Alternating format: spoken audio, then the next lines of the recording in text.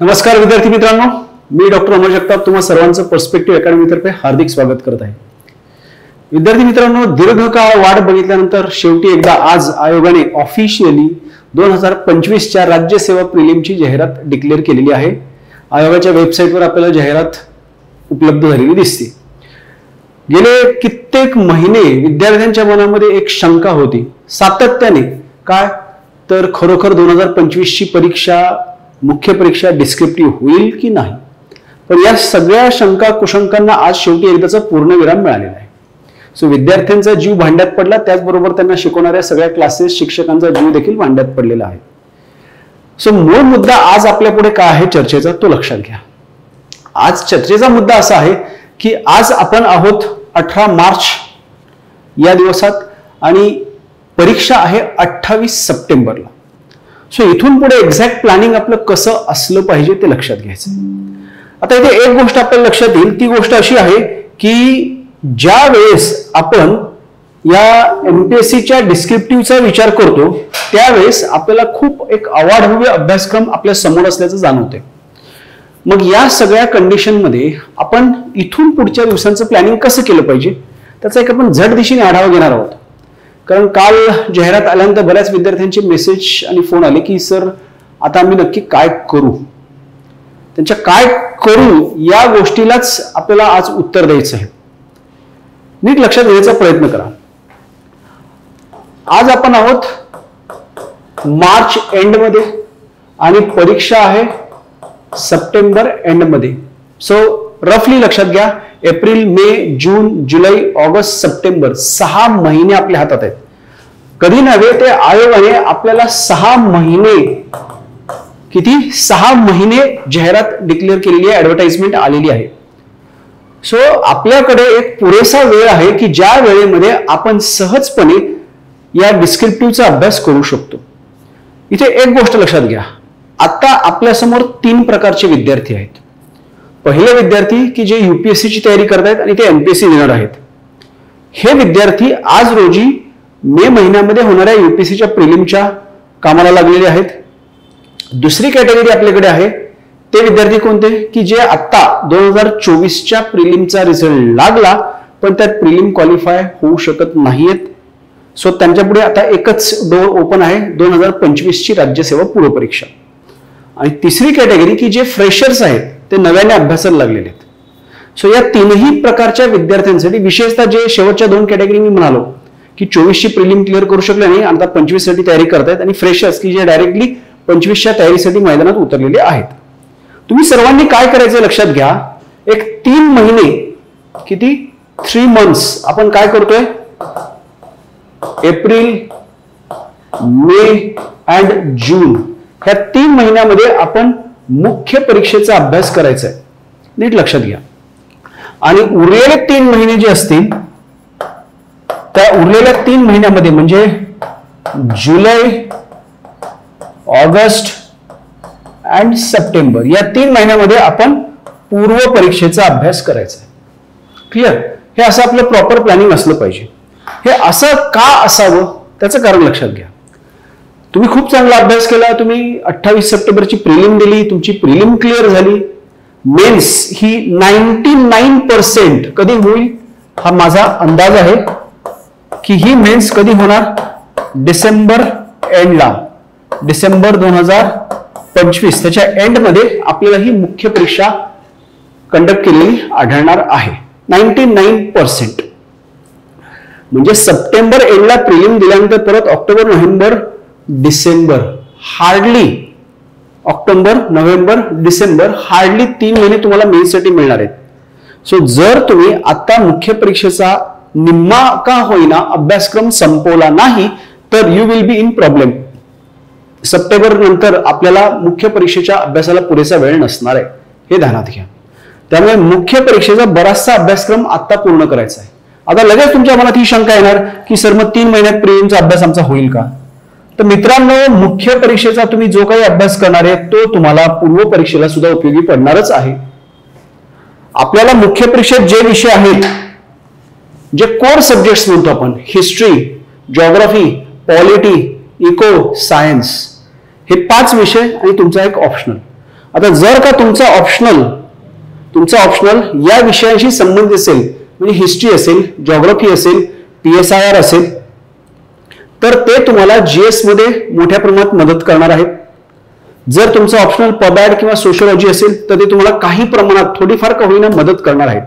So ज्या विद्यार्थ्यांचे हे 5 ऑप्शनल सब्जेक्ट असतील ते जास्त रिलॅक्स मोडमध्ये असणार आहेत. सो आता या 3 महिन्यांवर फोकस करा. या 3 महिन्यात काय करायचं आपण, हे जे 5 कोर सब्जेक्ट म्हणालो आपण की जे आपल्याला प्रिलिम्स सुद्धा आहेत, त्या प्राधान्याने त्या 5 सब्जेक्टवर फोकस करा आणि तुमच्या ऑप्शनलवर फोकस करा. जर ऑप्शनलचा क्लास केला नसेल तर लवकरात लवकर ऑप्शनलचा क्लास करून घ्या. सहजच प्रत्येक ऑप्शनल विषयाचा क्लास तुमचा मेजॉरिटी पार्ट का होईना हा या 3 महिन्यात कव्हर होऊ शकतो. काही ऑप्शनचा सिलेबस सगळाच कव्हर होईल, काहीचा 70-80% कव्हर होईल. What ever be the case depends on your optional subject. So optional या कालखंडात आपल्याला कव्हर करायचा आहे. क्लिअर? सो लक्षात घ्या,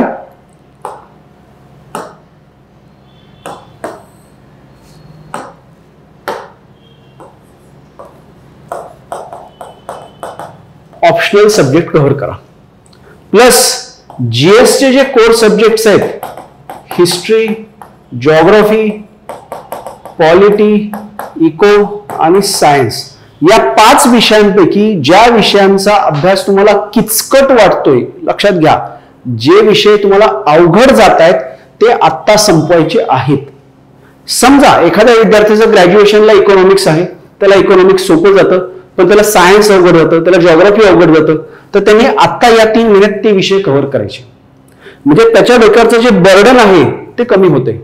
हे बर्डन कमी झालं की त्याचा फायदा प्रिलिमला सुद्धा होणार आहे, कारण प्रिलिमला सुद्धा सायन्स आहे, प्रिलिमला सुद्धा जॉग्राफी आहे. आता हा मेन्सचा अभ्यास करत असताना आपण त्याच्यावर हळूहळू थोडा आन्सर रायटिंगचा सराव सुद्धा करायचा आहे. कारण नुसता अभ्यास केला मुख्य परीक्षेचा म्हणजे विषय संपतोय का? अजिबात नाही. तुम्ही केलेला अभ्यास त्या शिक्षकांपर्यंत कसा पोहोचणार आहे? तुम्ही लिहिलेल्या उत्तरांच्या स्वरूपात पोहोचणार आहे. त्यामुळे उत्तरं लिहिण्याचा सराव करा. दररोज 2 उत्तरं लिहायची, जास्त नाही, 2 उत्तरं आपण लिहिणं गरजेचं आहे, अपेक्षित आहे. सो तेवढं जरी आपण केलं तरी that is going to be more than enough. So विद्यार्थी मित्रांनो, या 3 महिन्यामध्ये यातला बहुतांश अभ्यासक्रम तुम्ही जरी कव्हर केला तरी हे 5 विषय तुम्हाला इथे पण मदत करणार आहेत, हे लक्षात घ्या. जर या 5 विषयांपैकी बहुतांश विषय तुम्ही पूर्ण केले अभ्यासून मुख्य परीक्षा दृष्टिकोनातून, तर तुमचा या 3 महिन्यातला लोड 90% कमी झाला. का? कारण पूर्व परीक्षेत जे प्रश्न येतात ते फॅक्ट बेस्ड असतात आणि कन्सेप्ट बेस्ड पण असतात. सो कन्सेप्च्युअल पार्ट तुम्ही इथे कव्हर केलाय, फॅक्ट बेस्ड पार्ट जो काही राहिला असेल तो तुम्ही इथे कव्हर करणार आहात. क्लिअर? सो विद्यार्थी मित्रांनो, या 6 महिन्याचा सदुपयोग करून घ्या, कारण 2025 ची MPSC राज्यसेवा परीक्षा ही तुमच्यासाठी गोल्डन अपॉर्च्युनिटी आहे. का? तर ही जी पहिली मेन्स होईल डिस्क्रिप्टिव्ह स्वरूपाची, जवळपास गेल्या 14 वर्षांनंतर MPSC पहिल्यांदा डिस्क्रिप्टिव्ह स्वरूपात परीक्षा घेते. ही जी परीक्षा होईल या परीक्षेमध्ये सुरुवातीला असं आपण अपेक्षित धरतोय आणि बहुतांश तसंच होईल की पेपर हा बऱ्यापैकी सोपा असेल. बरेचसे विद्यार्थी अजून असे होल्डवर आहेत, कुंपणावर बसलेले आहेत की अजून सुद्धा त्यांच्या डोक्यात कंबाईन आहे, एक परीक्षा होऊ द्यावी राज्यसेवेची डिस्क्रिप्टिव्ह, मग बघायचं काय की करता येतंय का नाही. सो पहिल्या वर्षी या डिस्क्रिप्टिव्ह अटेम्प्टला कॉम्पिटिशन ही तुलनात्मक दृष्ट्या कमी असणार आहे, हे ध्यानात ठेवा, हे लक्षात घ्या. त्यामुळे आपण सर्वात सोपी गोष्ट काय करतोय, आपण जास्तीत जास्त अभ्यास करायचा या 3 महिन्यात मुख्य परीक्षेचा. हे 5 आणि आपला एक ऑप्शनल, जर ऑप्शनल यापैकीच असेल मग तो विषयच मिटला, आपलं काम आणखी सोपं झालं. तुमचा जॉग्राफी ऑप्शनल आहे, history, geography optional, polity, eco science एवढं प्रिपेअर करा, विषय संपला, काहीही टेन्शन घ्यायची गरज नाहीये. आणि आजच्या घडीला तुम्ही स्वतःचं अनालिसिस करा की बाबा आज रोजी माझा या मुख्य परीक्षेमधल्या कोणत्या विषयाचा किती अभ्यास झालाय. तर बरेचसे विद्यार्थी ऑलरेडी कामाला लागलेले आहेत, त्यांनी काही ना काही अभ्यास केलेला आहे. जे विद्यार्थी राज्यसेवा 2024 ची तयारी करत होते ते अगदी काल परवापर्यंत मुख्य परीक्षा, ऑब्जेक्टिव्ह मुख्य परीक्षेची तयारी करत होते. दुर्दैवाने रिझल्ट आला नाही, त्यामुळे आता ते 25च्या डिस्क्रिप्टिव्ह कडे वळणार आहेत. पण त्यांच्या बाबत सुद्धा एक पॉझिटिव्ह गोष्ट काय, ते अभ्यास करतायत. जो काही ऑब्जेक्टिव्ह साठी त्यांनी अभ्यास केला तो काही टाकाऊ नाही, तो वाया जाणार नाही, तो सुद्धा इथे उपयोगी पडणार आहे, हे ध्यानात घ्या. उलट ते थोडेसे एज घेत आहेत कुठे, प्रिलिमसाठीची. क्लिअर, कारण त्यांचा कट ऑफच्या जस्ट 1-2 मार्क 4-5 मार्कांनी स्कोर खाली आलेला आहे, त्यामुळे त्यांची ही प्रिलिम गेली, म्हणजे त्यांचा प्रिलिमचा अभ्यास ऑलमोस्ट झालेला आहे. सो ते मेन्सला 3-4 महिने सुद्धा देऊ शकतात आणि प्रिलिमचा अभ्यास 2 महिन्यात कव्हर करू शकतात. सो त्यांनी निराश व्हायची गरज नाहीये. काय म्हणून, किंवा हे फ्रेशर्स आहेत ते तर मागच्या जून पासून अभ्यास करतायत, आम्ही आतापर्यंत ऑब्जेक्टिव्हचा अभ्यास करत होतो आणि आता आम्ही कशाला लागलेलो आहोत, डिस्क्रिप्टिव्हच्या मागे. So that should not be the issue. Clear. So प्रत्येक विद्यार्थ्याला काही ना काही प्लस मायनस आहे. प्रत्येकाने शांत चित्ताने आपली आजची अभ्यासाची स्थिती काय आहे, फॉर एक्झाम्पल हिस्ट्री, मी काय काय वाचलं हिस्ट्रीमध्ये, जिओग्राफीत काय केलंय, पॉलिटीमध्ये काय केलेलं आहे, त्याचा एक लेखाजोखा, त्याचा एक गोळाबेरीज मांडा. जे अवघड जातंय आणि जे केलेलं नाहीये त्याला आधी टार्गेट करायचंय. आय रिपीट, जे अवघड जातंय आणि जे आजपर्यंत आपण केलं नाहीये अशा गोष्टींना या पहिल्या 3 महिन्यामध्ये फिनिश करायचंय. क्लिअर. आणि जे काही करणार आहात त्याचा अभ्यास या प्रिलिमसाठी उपयोगी पडणारच आहे. That is not going to be wasted. हा, डेफिनेटली एक गोष्ट निश्चित आहे, या 3 महिन्यात मुख्यचा अभ्यास करताना तुम्ही डेफिनेटली काय केलं पाहिजे, आन्सर रायटिंग पॅरलल केली पाहिजे. आणि त्या सगळ्या संदर्भात, मुख्य परीक्षे संदर्भात जर तुम्हाला काही मदत आवश्यक असेल तर पर्स्पेक्टिव्ह अकॅडमी, त्याचे सगळ्या फॅकल्टीज तुमच्यासाठी सदैव तत्पर आहेत. तुम्हाला कुठल्याही विषयाच्या प्रश्नांची उत्तरं तपासून हवी असतील, तुम्हाला कुठल्याही विषयाच्या अभ्यासाबाबत काही मार्गदर्शन पाहिजे असेल तर तुम्ही निश्चित अप्रोच व्हा. आपण प्रत्यक्ष भेटून, जे विद्यार्थी पुण्याबाहेर असेल ते आपण गुगल मीटच्या सहाय्याने त्या अडचणींवर मात करण्याचा प्रयत्न करूयात. जर तुम्हाला क्लास करायचा असेल तरी देखील we are ready to help you. आपल्या बॅचेस, ऑप्शनलच्या batches, history optional, geography optional, PSIR optional चालू होत आहेत या आठवड्यापासून. येत्या आठवड्यापासून तारीख देखील मी तुम्हाला लगेच सांगतो. एक साधारणतः येत्या आठवड्यापासून 24-25 तारखेपासून आपले हिस्ट्री, जिओग्राफी आणि PSIR ऑप्शनलच्या बॅचेस चालू होत आहेत. जर तुम्हाला एखाद्या विषयात बाबतच डाऊट असेल GSच्या, तर त्याचे मॉड्यूल सुद्धा आपले येत्या आठवड्यापासून चालू होत आहेत. जे काही बॅचेस चालू होतील त्या बॅचेसचं टार्गेट काय असणार आहे, तर या जून एंड पर्यंत तो सिलेबस संपवणं, जेणेकरून पॅरलल तुमचा मुख्यचा अभ्यासक्रम झालेला असेल. आणि जरी तुम्हाला बॅच करायची नसेल, जरी तुम्ही पर्स्पेक्टिव्ह अकॅडमीचे आजी माजी विद्यार्थी नसाल, तरी सुद्धा we are ready to help you any time. तुम्हाला बॅच करायची असेलच तरच तुम्ही आम्हाला भेटा असं अजिबात नाही. तुम्ही बॅच केली असेल इतर कुठे, पण तुम्हाला डाऊट्स असतील, डिफिकल्टी असतील, तरी सुद्धा निश्चित तुम्ही आम्हाला भेटा. आम्ही तुम्हाला GSच्या प्रत्येक कंपोनंट आणि ऑप्शन बाबत मार्गदर्शन करायला always we are available. So विद्यार्थी मित्रांनो, हे टाइम टेबल नीट लक्षात घ्या. कुठलंही टेन्शन घ्यायची गरज नाहीये. एक शांत डोक्याने ह्या अभ्यासाची प्रोसेस एन्जॉय करा. अभ्यासाला खांद्यावरचं एक ओझं म्हणू नका. अभ्यासाची प्रोसेस एन्जॉय करा आणि परीक्षेला समोर जा. डेफिनेटली पहिल्या अटेम्प्ट मध्ये यश मिळेलच. शेवटचा पॉइंट आता, की ज्या मुद्द्यावर विद्यार्थ्यांचे मेसेज जास्त संकेत होते की सर काहीतरी फक्त 125 का 128 काहीतरी पोस्ट राज्यसेवेच्या आहेत, त्यात DC नाहीये, DYSP नाहीये, वगैरे वगैरे वगैरे. सो विद्यार्थी मित्रांनो, लक्षात घ्या, ही पदसंख्या पुढच्या वर्षभरात डेफिनेटली वाढणार. पुढच्या वर्षभरात म्हणजे या अटेम्प्टसाठी तुमची सप्टेंबर एंडला प्रिलिम होईल, डिसेंबर-जानेवारी मध्ये मेन्स होईल, पुढच्या साधारणतः एप्रिल-मे मध्ये इंटरव्ह्यू असेल.